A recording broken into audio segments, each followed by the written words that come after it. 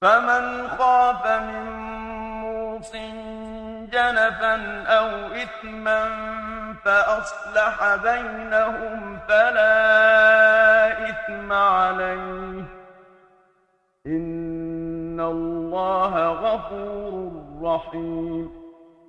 يا أيها الذين آمنوا كتب عليكم الصيام كما كتب على الذين من قبلكم لعلكم تتقون.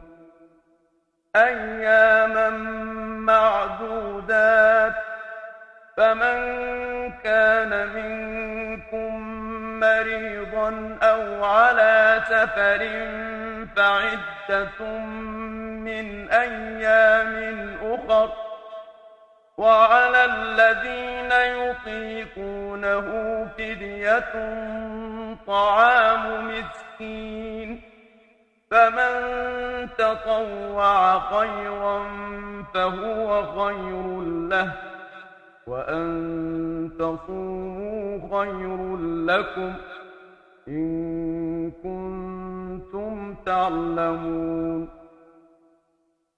شهر رمضان الذي أنزل فيه القرآن هدى للناس وبينات من الهدى والفرقان، فمن شهد منكم الشهر فليصمه، ومن كان مريضا أو على سفر فعدة من أيام أخر، يريد الله بكم اليسر ولا يريد بكم العسر ولتكملوا العدة ولتكبروا الله على ما هداكم ولعلكم تشكرون.